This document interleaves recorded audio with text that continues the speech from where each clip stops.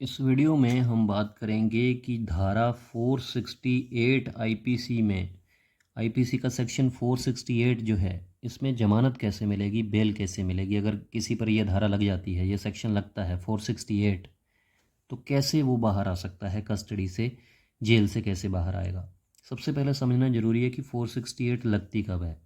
देखिए 468 आईपीसी का सेक्शन तब लगता है जब किसी डॉक्यूमेंट्स के साथ कोई छेड़खानी करता है इस इंटेंशन के साथ कि वो बाद में उस डॉक्यूमेंट में छेड़खानी करके चीटिंग कर सके।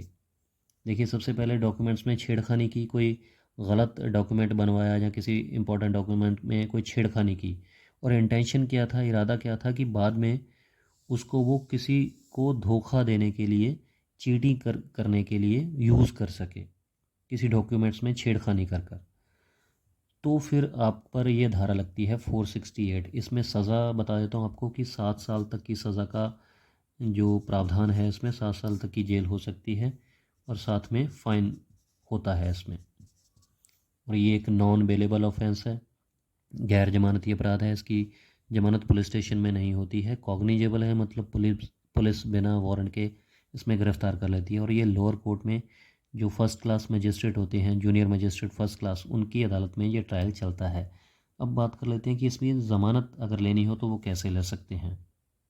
देखिए इसमें जो मैंने पॉइंट्स आपको मैं आपके साथ डिस्कस करूँगा कि अगर ज़मानत लेनी है 468 में, तो इसमें सबसे पहले आपको बेल एप्लीकेशन लगानी पड़ेगी, ज़मानत की अर्ज़ी लगानी पड़ेगी। किसी अच्छे से एडवोकेट के थ्रू लगाइएगा तो ज़्यादा बेहतर रहेगा। बेल एप्लीकेशन की जब आप एप्लीकेशन लगा देते हैं कोर्ट में, तो उसके बाद पुलिस रिकॉर्ड मंगवाया जाता है कोर्ट के द्वारा, और आपका जो केस है वो स्टडी किया जाता है जज साहब के द्वारा। और आपकी हिस्ट्री भी देखी जाती है इसमें कि जो अक्यूज़ है, जो अपराधी है जिस पर 468 आईपीसी का सेक्शन लगा है, उस पर पहले से कोई एफआईआर तो नहीं है, मतलब पास्ट में वो पहले किसी और केस में अंदर तो नहीं जा चुका है, उस पर कोई केस पहले से तो नहीं चल रहा है, मतलब वो हैबिचुअल ऑफेंडर तो नहीं है। और क्या देखा जाता है, कस्टडी पीरियड। कस्टडी पीरियड मतलब कि वो कितने दिनों से जेल के अंदर है, क्योंकि 468 के अंदर आपको जेल में जाना ही पड़ता है। और ये देखा जाता है कि उसको कितने दिन हो चुके हैं, 10 दिन हुए हैं, 20 दिन हुए हैं, 1 महीना, 2 महीने, कितने दिन हो चुके हैं।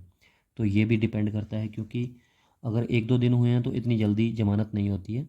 लेकिन अगर आपको ज़्यादा दिन हो चुके हैं, हालांकि हर केस की अलग अलग सिचुएशन होती है, हर केस के अलग अलग सर्कमस्टेंसेस होते हैं, लेकिन फिर भी अगर कस्टडी पीरियड आपका ज़्यादा हो जाता है तो बेल मिलने में थोड़ी आसानी हो जाती है।